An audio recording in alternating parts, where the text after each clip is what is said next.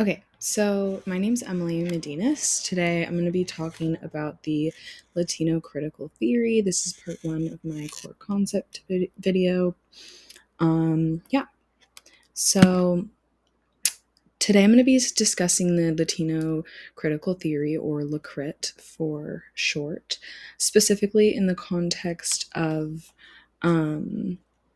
education. The crit theory comes from the need to address and challenge the unique experiences of Latino or Latina students within our educational system, often reflecting on the dominant cultures in our society.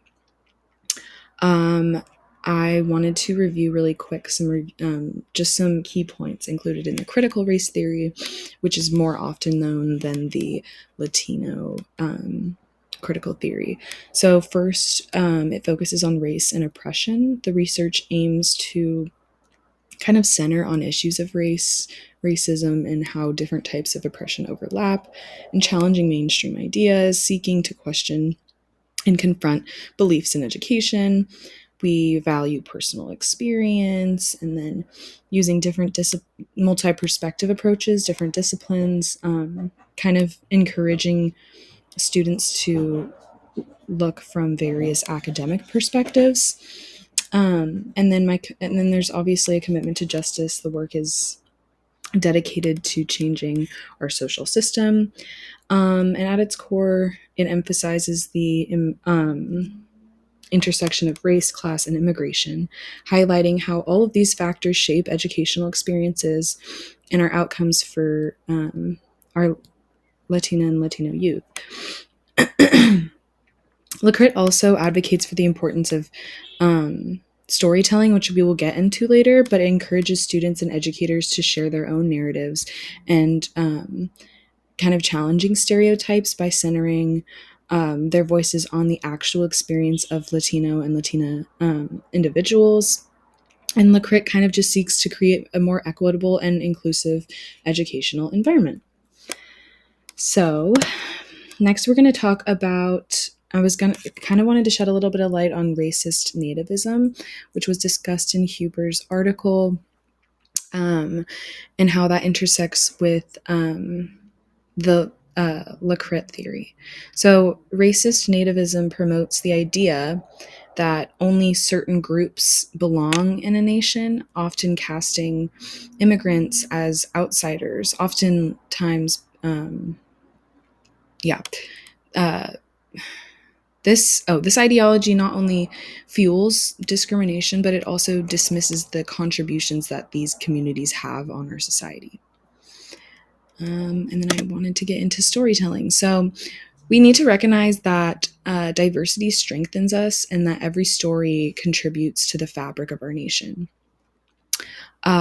So here we're going to go over the concepts of storytelling and counter storytelling within the LatCrit theory.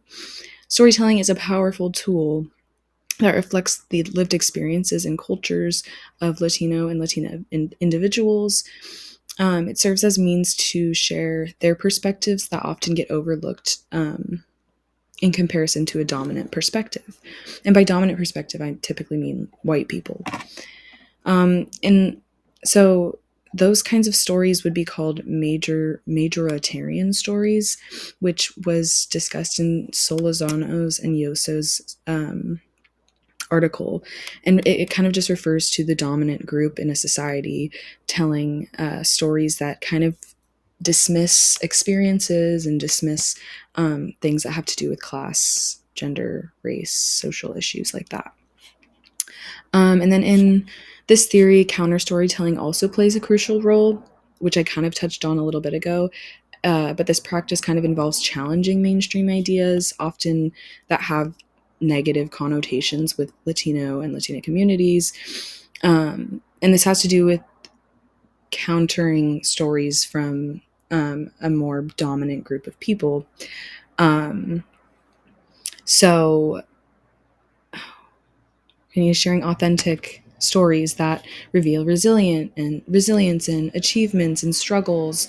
And by amplifying these voices, counter storytelling kind of stops the stereotypes where they are, and it helps create a deeper understanding of the complexity of this group of people. So, in summary, with LatCrit, storytelling and counter storytelling not only validate the experiences of Latino and Latina individuals, but also challenge systematic inequalities, kind of paving the way for greater equity in our education system.